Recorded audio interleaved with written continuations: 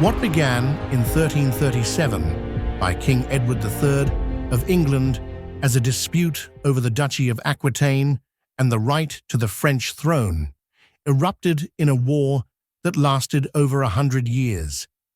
This war, which has become known as the 100 Years' War, was fought between France and England for over 116 years. The war was occasionally disrupted by periods of truces and the Black Death, but it caused a great deal of suffering to citizens of both countries. It was out of this conflict that a young woman arose, a woman of great faith, with a strong conviction that she was sent to do God's work to rid France of the English invaders. Her convictions came from a series of visions she said she received from Saint Michael and his angels. This caused her to remain a maiden, sacrificing her virginity for her country. But was she a maiden sent by God or a madwoman? This is the story of Joan of Arc.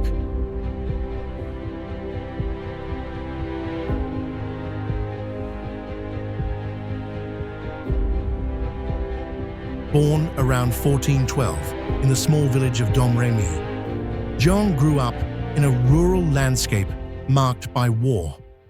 She was the daughter of Jacques d'Arc and Isabelle Romay, and had 3 brothers and a sister.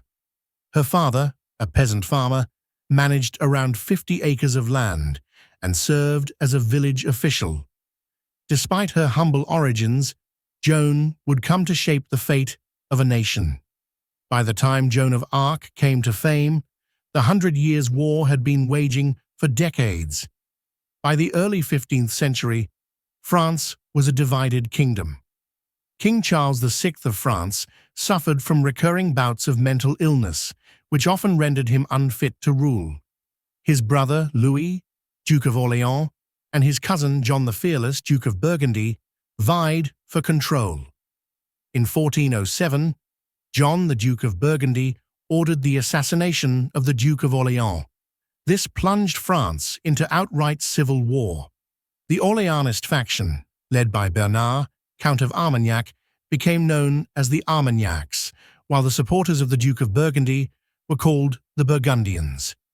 The young Dauphin, Charles VII, heir apparent to the French throne, aligned himself with the Armagnacs.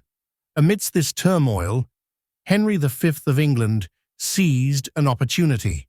In 1415, he launched an invasion. The Burgundians captured Paris in 1418. The following year, the Dauphin Charles VII attempted to negotiate peace with the Duke of Burgundy, but the talks ended in tragedy. The Dauphin's allies assassinated Burgundy. This act of betrayal pushed the new Duke, Philip the Good, into an alliance with England. France's fate was sealed when Isabeau of Bavaria signed the Treaty of Troyes. This agreement recognized Henry V of England as heir to the French throne, disinheriting her own son, the Dauphin. The treaty also fueled rumors that the Dauphin, Charles VII, was illegitimate, the product of an affair between Isabeau and the late Duke of Orléans. In 1422, both Henry V, King of England, and Charles VI, King of France, died within months of each other. This resulted in the 9-month-old English infant, Henry VI, named ruler of both England and France under the terms of the treaty. But in the midst of this power struggle, Charles VII refused to relinquish his claim to the throne.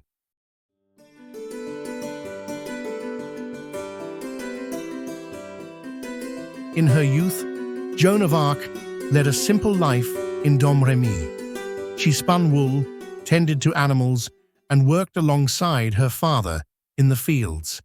It was her mother who instilled in her a deep sense of faith, shaping Joan's devotion to the church. Domremy itself was fiercely loyal to the Armagnac cause, despite being surrounded by pro-Burgundian territories. The war had begun to affect the region, and in 1425, an attack on the village led to much destruction.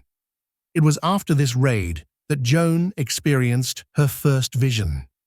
Joan said, "She saw a vision of Saint Michael surrounded by angels. She wept, longing to join them." These visions, she claimed, continued throughout her life, most often when church bells rang.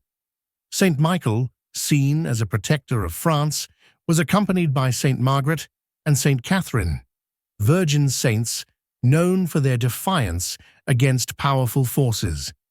Joan swore a vow of virginity to these divine voices, dedicating herself entirely to their cause. At this time, prophecies were circulating in the French countryside, foretelling of a virgin warrior who would rise to save France. One prophecy spoke of a maiden carrying a banner who would deliver the nation from suffering. Joan believed she was the fulfillment of these prophecies.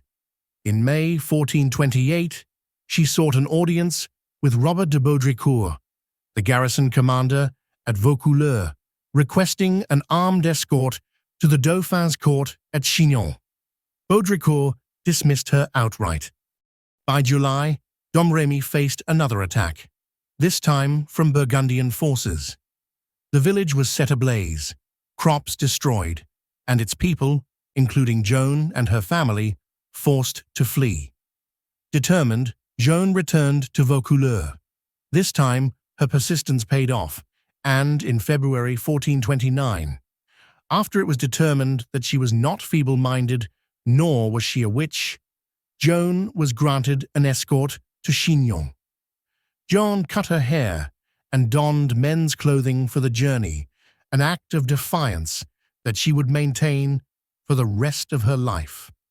By now, England's conquest of France was accelerating. The English and their Burgundian allies controlled much of northern France, including Paris and Reims, the traditional site of French coronations. The legitimacy of Charles VII's rule hinged on being crowned at Reims, but the English stood in the way. In July 1428, they began surrounding Orléans, a critical stronghold. If Orléans fell, Charles's hopes of reclaiming France would be all but lost. Upon her arrival at the royal court in Chinon, Joan met the Dauphin for the first time in late February or early March 1429. 17 years old, she stood before the 26-year-old Charles VII and declared her mission to lift the siege of Orléans and lead him to Reims for his coronation. Whatever was exchanged between them privately left a lasting impact on Charles. Later, Joan's confessor, Jean Pasquerel, claimed that she reassured the Dauphin of his legitimacy as the true heir of France. Despite her conviction, Charles and his court required further validation. Joan was sent to Poitiers, where theologians examined her. They found no deception in her claims, though they made no ruling on the source of her visions. They concluded that sending her to Orléans could test her divine inspiration. At Tours, she underwent a physical examination, led by women under the supervision of Charles's mother-in-law, Yolande of Aragon, who confirmed Joan's virginity. This, they believed, solidified her role as the prophesied savior. Reassured, Charles commissioned armor for Joan. She personally designed her banner, sent for a sword, which she said could be found behind the altar of the church Sainte Catherine de Fierbois. It was at this time that she adopted the title Joan the Maiden, further reinforcing the purity and divine purpose of her cause. Throughout history, Joan of Arc's name has been written in a variety of ways. Before the 16th century, no standard spelling existed. Her surname often appeared as Dark, without an apostrophe. Variations such as Tark, Dart, and even Day have been recorded. In the transcripts of her trial, her father's name was documented as Tart. A royal decree by Charles VII in 1429 referred to her as Jeanne de Domremy. It is possible that Joan herself never heard the name Joan of Arc. The first known written instance of this name did not appear until 1455, 24 years after her death. Joan was not taught to read or write as a child. Instead, she dictated her letters, though some bear a signature that suggests she may have later learned to sign her name, and possibly even to read. In her letters, she referred to herself as Jeanne la Pucelle, or simply La Pucelle, the maiden, highlighting her purity. Before Joan's arrival in the battle, the Armagnac cause was faltering. Morale was low after nearly a century of war. Yet, with her conviction and faith, she inspired hope. What had long been a struggle over inheritance was now taking on the weight of a holy war. Before leaving, Joan dictated a letter to the Duke of Bedford, the English regent in France, warning him that God had sent her to drive the English from French soil. This was the beginning of a legendary campaign. At just 17 years old, she embarked on a journey that would make her a legend. From Blois, Joan led an army tasked with delivering supplies to the besieged city of Orléans. She arrived on April 29th, greeted by Jean de Dunois, the bastard of Orléans. The city was still connected to the outside world, and Dunois ensured that she got inside safely. Initially treated as a symbol of hope rather than a military leader, Joan raises morale by carrying her banner into battle. Though she has no formal command, her presence electrifies the troops. She is always in the thick of the fight, standing alongside the front ranks, inspiring them to believe that God is on their side. The Armagnacs take the offensive on May 4th, launching an attack on the English stronghold of Saint-Lô. At first, they retreat under enemy fire. Then, Joan arrives, her banner flying high, rallying the soldiers. They charge again, this time seizing the fortress. A day of rest followed, but Joan is not idle. She sent a warning to the English, delivered in a most dramatic fashion, a letter tied to a crossbow bolt fired into the enemy camp. Her message is clear: leave France or be driven out. The Armagnacs continued their advance, and on May 6th, they captured the abandoned fortress of Saint-Jean-le-Blanc. They press on to the heavily fortified Augustins. The commanders hesitate, but Joan urges them forward. The stronghold falls. The English are pushed back. The final confrontation comes on May 7th at Les Tourelles, the English stronghold on the riverbank. During the attack, Joan is struck by an arrow. She retreats briefly, but returns, determined. Inspired by her courage, the Armagnacs take Les Tourelles. The next day, the English retreat. The siege of Orléans is over. To the people of France, Joan's victory is nothing short of divine intervention. The clergy write in support of her mission, while the English, humiliated and defeated, begin to make claims that she is a witch. With Orléans liberated, Joan urges the army to march on Reims, where the Dauphin must be crowned. But first, they must secure the Loire Valley. On June 11th, the campaign begins. At Jargeau, Joan calls for a direct assault. She scales a siege ladder, her banner in hand. Even after being struck by a stone on her helmet, she fought on, and the town fell. Meung-sur-Loire follows, then Beaugency. As the English attempt to regroup, Joan urges pursuit. The two armies meet at Patay on June 18th. The English are caught off guard and routed. The Armagnacs achieved a decisive victory. Joan arrives too late to fight, but it is her leadership that has made the triumph possible. With the Loire secured, Joan led the army north. The road to Reims is open, and the future of France is about to change forever. In the summer of 1429, the tide of the 100 Years' War had shifted. After a stunning victory at the Battle of Patay, where English forces were decisively defeated, a debate arose among the Armagnac leadership. Some pushed for an immediate invasion of English-held Normandy, But one voice remained resolute: Joan of Arc. Her mission was clear. Charles the Dauphin must be crowned in Reims. Only then would his legitimacy be undeniable. On June 29th, the Armagnac forces began their march towards Reims. Their advance was swift and nearly uncontested. Towns along the route, including Auxerre and Troyes, surrendered without a fight, recognizing the momentum of the French forces. The gates of Reims swung open on July 16th, and by the following morning, Charles VII was consecrated in the Grand Cathedral. Joan stood at the king's side, her mission seemingly fulfilled. She declared that God's will had been realized, but peace was not yet secured. The English still held Paris, and Joan knew that to truly liberate France, the capital must be taken. While Charles hesitated, seeking diplomacy with the Duke of Burgundy, Joan and the Duke of Alençon urged for swift action. Their advance toward Paris met little resistance, as many towns surrendered voluntarily. However, on August 15th, English forces under the Duke of Bedford fortified their positions at Montpellier. Joan rode out alone, hoping to provoke an attack, but the English held their ground. The following day, they withdrew. The path to Paris was open.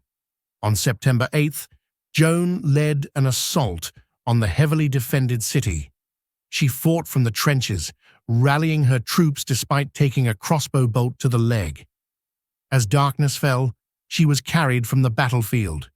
The attack had failed, with heavy losses. The next morning, Charles called off the siege.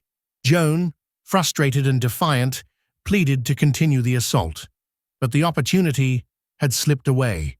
With the failure at Paris, Joan's influence at court began to wane. Diplomacy once again took precedence over military action, and the French court began to view her aggressive tactics with skepticism.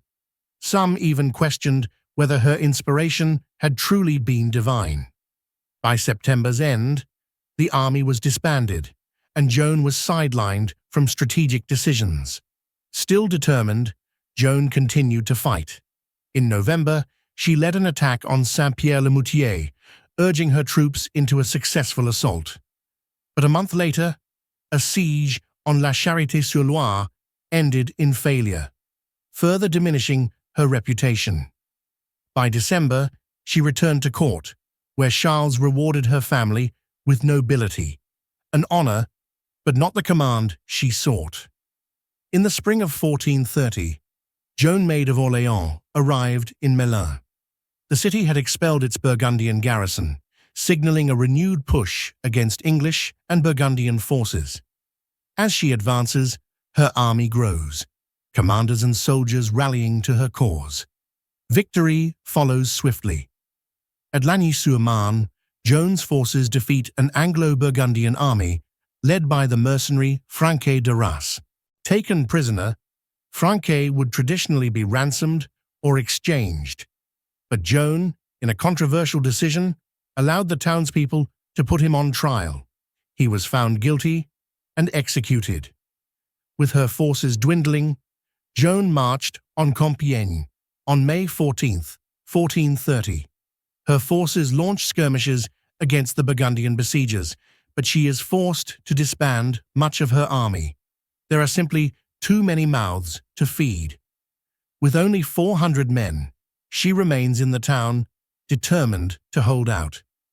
By this time, Joan's reputation as an invincible leader had begun to wane. Her presence was still an inspiration, but the resources to sustain prolonged campaigns were dwindling. May 23rd marks a crucial moment in Joan's story unfolds. She led an attack on the Burgundian camp at Margny. The assault is repelled. Joan and her forces retreat toward Compiègne. She remained at the back to protect the rear guard, but in the melee, Joan was unhorsed and couldn't remount. Surrounded and outnumbered, Joan was finally captured. Her capture marked the beginning of a dark chapter. Joan is taken to Beaulieu-le-Fontaine, then transferred to Beaurevoir Castle. She attempts to escape, leaping from a tower window into a dry moat. The fall rendered her unconscious for a while, but miraculously, she survived. In November, she is moved once more to the Burgundian stronghold of Arras. The English and their Burgundian allies knew the significance of capturing Joan. She had inspired a resistance movement that threatened their hold over France. With her gone, they believed the tide could turn in their favor. As negotiations unfold, the English saw an opportunity. For 10,000 livres tournois, they purchased Joan's custody from her Burgundian captors. She was taken to Rouen, the heart of English-occupied France. There, a trial awaits, one designed not only to condemn Joan, but to delegitimize the king she fought to crown. In Rouen, Joan is accused of heresy. Her charges? Wearing male clothing, blasphemy, and following divine visions deemed demonic. Her judges claim she defies the authority of the church, yet the trial is no impartial inquiry. It is a political spectacle. The trial is led by Bishop Pierre Cauchon, a staunch ally of the English crown. Funded by the English, supported by pro-Burgundian clergy, the outcome is predetermined. Charles VII, the very King Joan fought to see crowned, made no attempt to parley on her behalf or offer a ransom for her. Joan's trial was far from fair. She was denied legal counsel, subjected to relentless interrogations, and held in military, rather than ecclesiastical custody, against all proper legal procedures. Yet, despite the pressures, Joan remains resolute. Her intellect and composure stun her interrogators. When asked if she knows she is in God's grace, a question designed to trap her, she gave a remarkable answer. If she said she was in God's grace, she would be claiming infallibility. If she said she was not, then her accusers would say her visions were heretical. Her response confounded them. She said, "If I am not in God's grace, may He place me there. If I am, may God so keep me." She refused to fall into their trap and instead turned the question back on her inquisitors. Even the threat of torture didn't break her. Still, her very existence was a threat to English rule in France, so she was found guilty. The Maid of Orléans, once the beacon of hope for France, was now condemned. But her story is far from over. For in her martyrdom, Joan of Arc will transcend the battlefield and become a legend, one that will inspire generations to come. It's the year 1431. In the city of Rouen, a trial is reaching its climax. The accused, a teenage girl who once led armies, a warrior who claimed divine guidance. Now Joan of Arc stands alone against the forces that seek to destroy her. By early May, the University of Paris had weighed in. They upheld 12 articles condemning Joan for heresy. The case against her was now complete. On May 23rd, Joan was formally admonished. The next day, in the courtyard of Saint-Ouen, she faced public condemnation. As the sentence was read, she relented. In that moment, she agreed to submit and signed an abjuration document, pledging to abandon her visions, her mission, and wearing men's garb. She was sentenced to spend the rest of her life in prison. But this agreement was short-lived. She was soon found, once again, in male attire, and insisted her visions were real. For her captors, it was enough. She had relapsed, and that meant death. May 30th, 1431, Joan of Arc was led to the Vieux Marché, the old marketplace. Crowds gather as the executioners prepare the pyre. She asked for a cross as she faced her death. The executioners honored her request. A simple wooden cross was held before her eyes as the flames were lit. Smoke rose into the sky. The flames consumed her. And then, silence. Joan of Arc was gone, but her story was far from over. As the years pass, many have asked, were her visions that inspired a whole nation to fight sent from God, or were they the workings of an unsound mind? Joan of Arc began having visions following the invasion of her village by the Burgundian. This must have been a traumatic episode for the 13-year-old. Could Joan of Arc have been suffering from schizophrenia? Schizophrenia is sometimes associated with a person having multiple personalities, but that is a very rare form of the disease. Schizophrenics do, however, suffer from auditory delusions, hearing voices. The voices, however, are usually negative, cruel, and not pleasurable. Joan said she longed to be with Saint Michael and the angels, so she found the visions pleasurable. So she does not fit the description of a schizophrenic. One type of medical explanation that seems to fit her experience is epileptic seizures. Seizures don't always have to be in the form of someone shaking or losing consciousness. Epileptic seizures occur in the brain and can affect just about any part of it. Therefore, it can occur in the part of the brain that controls vision and memory. If an epileptic seizure happens in this area, then a person can see visions. Also, some seizures can be triggered by sudden loud noises, and Joan did say that she had her visions whenever she heard church bells ringing. Recent research from 2 Italian neurologists posits that Joan may have had a case of genetic partial epilepsy with auditory hallucination, but with no way of testing her DNA. This theory has yet to be proven. It must be borne in mind, though, that experiencing spiritual visions of God and the angels, though strange in modern times, was not unheard of in medieval times. Whatever the source of her visions, they led her to inspire a nation, crown their rightful king, and gave the people of France an unforgettable heroine. 2 decades after Joan's execution, the tides of the war had turned. The English had lost their grip on France. King Charles VII, once hesitant to defend Joan, now saw the need to clear her name. The process began in 1450. By 1455, Pope Calixtus III had authorized a full retrial.